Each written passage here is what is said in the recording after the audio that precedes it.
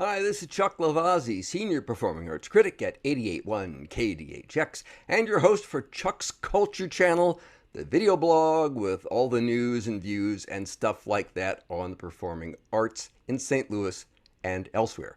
So this time around, I'm going to be talking with Matthew Kerns, who is, let me check his title here, he is the President and Artistic Director of the St Lou Fringe Festival, which is now in its 11th year. It has an event taking place at the .Zac, which is the building right behind me, and lots of other stuff going on through the end of the year. So, before we talk to him, though, let's just get a real quick teaser of the 2022 Fringe Festival.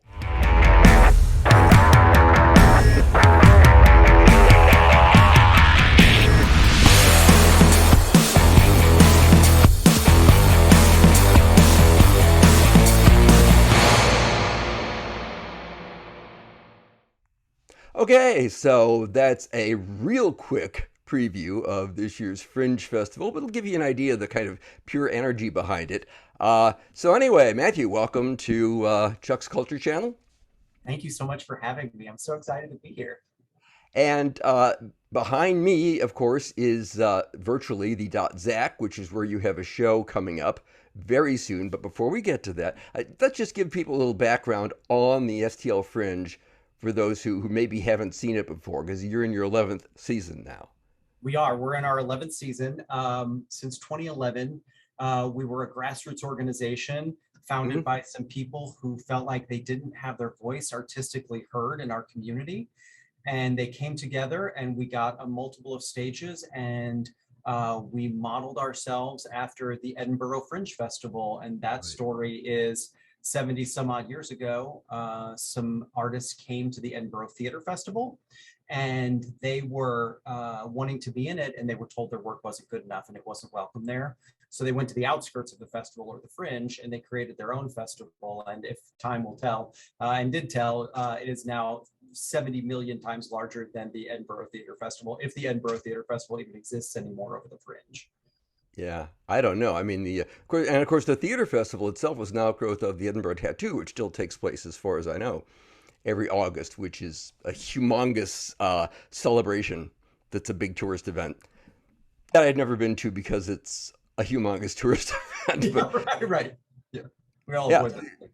So we started 11 seasons ago, and we've produced in our history over 400 pieces of work that we're very proud of. They've gone all directions you can imagine. And some of them have even gone to off-Broadway at this point. Okay, very good. I remember those early years of the Fringe because I actively covered them back then, and it was a real seat of the pants organization in its early years, as I recall. Things have changed a lot since then, though, haven't they? Because and now you're starting earlier. In fact, you're running all year, and coming up soon, I want to get to this now because of the Zac. You've got a show coming up called An Act of God, a comedy by David, is it Javerbaum or Haverbaum? Jafferbaum. Javerbaum at the .Zac. So since that's coming up real soon, why don't you tell us about that first? Sure. So as we're coming out of the pandemic, the board and I really kind of looked at what our organization was, where we had been and where we were at, and decided that we wanted to redefine my role and expand the possibilities of what the Fringe could be. Our flagship festival is always going to be there. It's always going to be in August. But now we've added to that, and we're going to continue bringing exciting and dynamic and new cutting edge work to St. Louis. We started this year in February, or early March really, we were able to bring White Rabbit, Red Rabbit back, which was part of our summer series. And we did that for Let There Be Theater Day, and we were really thrilled about that. And now for Pride, we always celebrate Pride at the Fringe. And this year we're doing David Javerbaum's An Act of God at the .Zac, which is a very straight play, not so straight actually, but spoken word, shall we say. Yeah. And we're excited. Traditional, let's say. Yeah. It's more of a like proscenium-based play.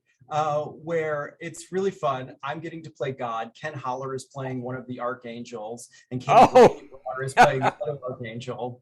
Yeah, I know Ken well. Yes. Okay. Yeah, he's great, and he's so funny at it. And it's a comedy And God has come back down to tell the good people of St. Louis, Missouri, his new version of the Ten Commandments without an intermediary like Moses. And That could be a disruptive event, yes. yeah, and hilarity ensues. Okay.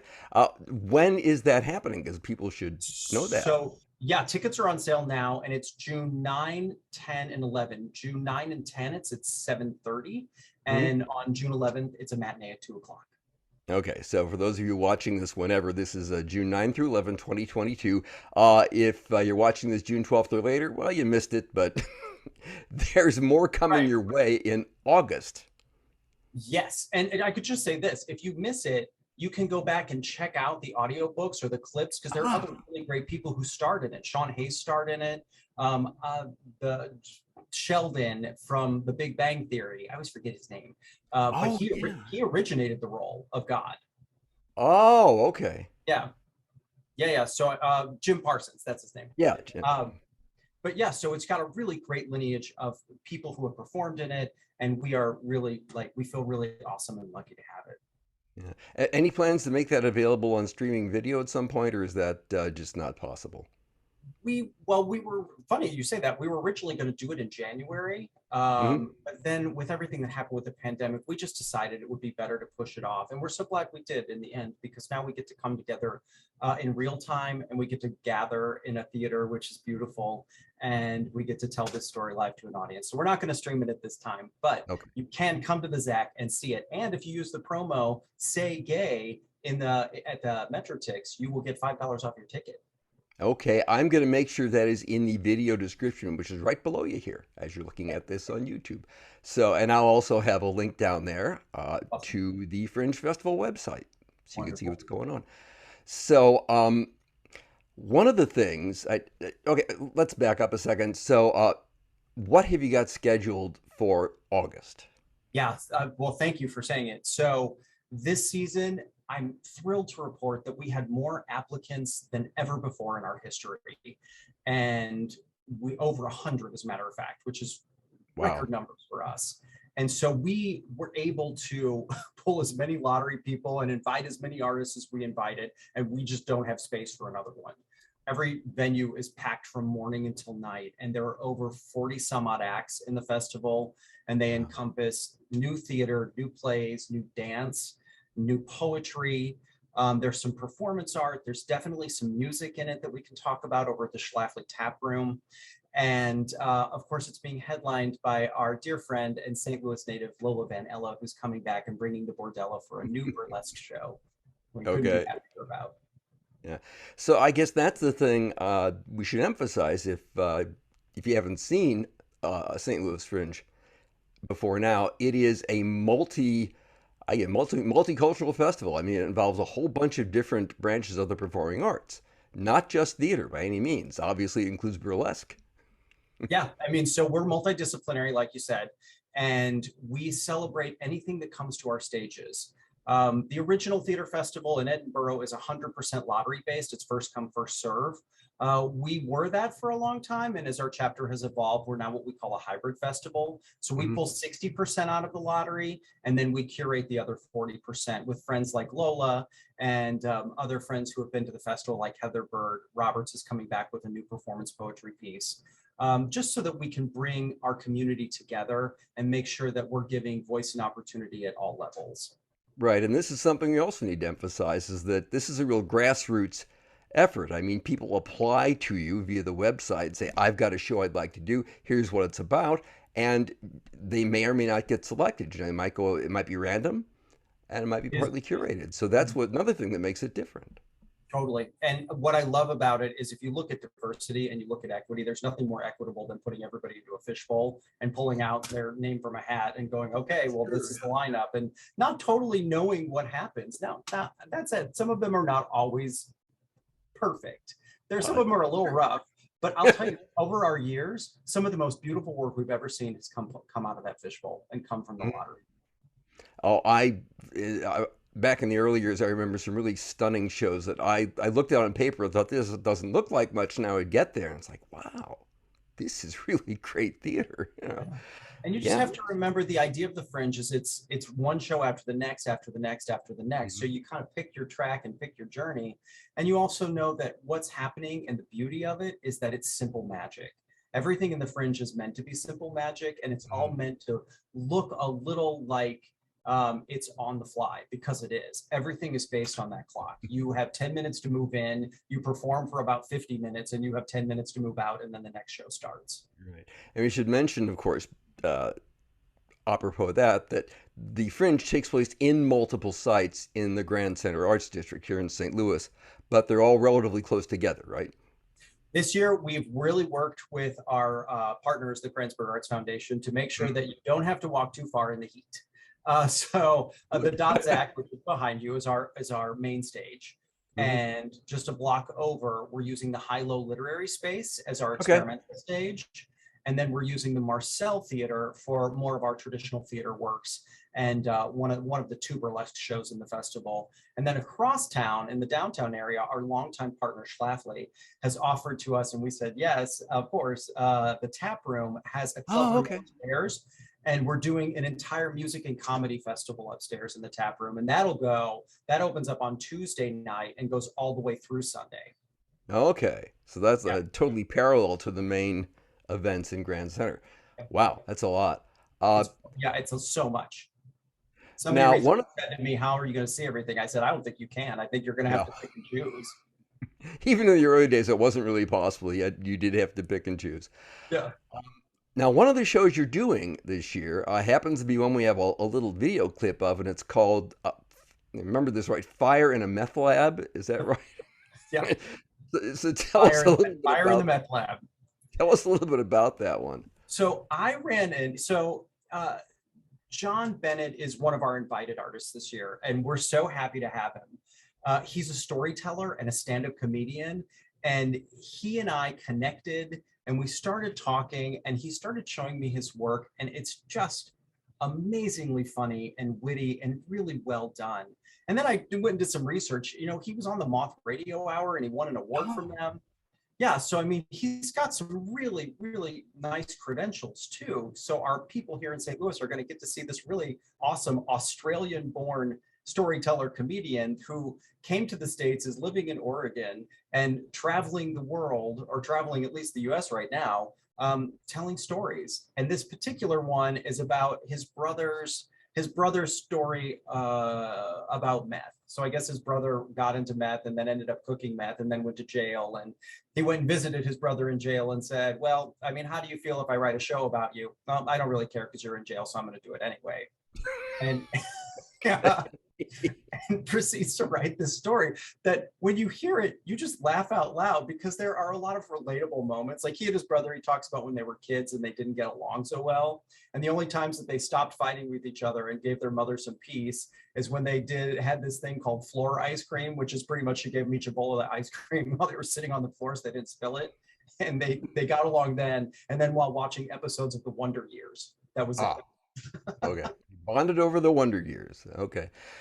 So, two things. Again, in the video description field, I'll have a link to a full-length performance of this that's on YouTube. But right now, we're going to give you a little, about a minute and a half sample of it.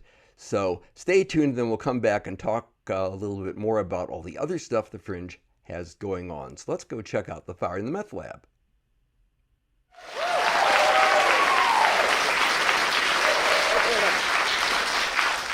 I hope you like it. So when this is a show about my brother Tim, who was 2 years older than me. Now, when Tim turned, I think he was about 24 years old, when he just got an interesting hobby. And I don't know if you've ever had a hobby before, but I've got a hobby. My hobby's chess, and it's something I'm very passionate about. I love playing chess. It's one of my favorite things to do. Does anyone else have a hobby? You can talk to me. It's fine. Rock climbing. What is yours? Rock climbing. Rock climbing. Great hobby. Anyone else have a hobby? Cooking. Tim was a bit of a cook as well. Tim's hobby was meth. He loved meth more than anything, and it's an interesting hobby to get, meth, but he loved it so very, very much. The way he was really passionate about meth, and to me, the way I explain it is he was a bit like a meth dad. That's the way he treated meth. It was like his little baby. That's the way he treated. I want to call this show Meth Dad, but I looked it up and that's a band. So go check out the Meth Dads, I guess. A bit of cross promotion for them. But he loved meth. Meth to him was like his passion, and he loved it so very, very much. And Tim was one of those very, very lucky people that managed to get a job in something they love so very, very much. Imagine if you got a job being a rock climber. That would be amazing if you got to work in something that you love so very, very much. And Tim got this job working for a biker gang in Adelaide in South Australia, one of the oldest biker gangs in all of Adelaide.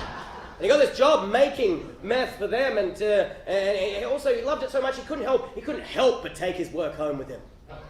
So he had a little meth lab in his house as well, this makeshift meth lab that he had, but he mainly made meth for this biker gang in Adelaide, and like any good cook, your hobby is cooking. Well, how do you know what you're making is good? You gotta taste it. You gotta taste it, don't you? You gotta try it. And boy, did Tim taste. Boy, did he try. And one day, while he was making meth for the bikers in their meth lab, a fire started. And this fire started burning down the bikers' meth lab. And like any good parent, when a fire starts affecting your baby, the first thing you think is, save the baby! Save the baby! So Tim started gathering up all of the bikers' meth and ran away as he burned the bikers' meth lab to the ground. Now, I don't know if you've ever had meth before, but it can affect the decision-making part of your brain, the part of your brain that helps you make decisions. And during this time, Tim made a few questionable decisions. Okay. Fire in the Meth Lab, written and performed by John Bennett, and you'll be able to see the whole thing at the Fringe Festival this year. So he's going to be in the Dots Act. Actually, he'll be in the venue right behind you. Right behind us here. So that's coming up. And one of the things I want to close here with is the way the Fringe has expanded over the years. Because when it started out, it was just a few weeks in like June or July, and now you're all year round, right? We're all year round. So we really, as I said, we really looked at the organization and what we were able to do. And we've looked at our community and really listened to what our community wants. And the St. Louis region is very interested in new work. They're interested in cutting edge work, and they're interested in having it all year round. So our festival is a beautiful, robust festival. As I said, that'll always be in August. We've now taken to doing a show in March. We'll always do something stand out for Pride because we're very proud of our gay community here. And then in the fall, this fall, we're partnering with the Boom Boom Room, and we're doing a burlesque cage match one Sunday afternoon. Okay. So if you feel like you want to like be in burlesque, Chuck, and like try to win the prize, now is your opportunity. Yeah. I think I'm neither age nor gender appropriate for that one, but thank you very much. Oh.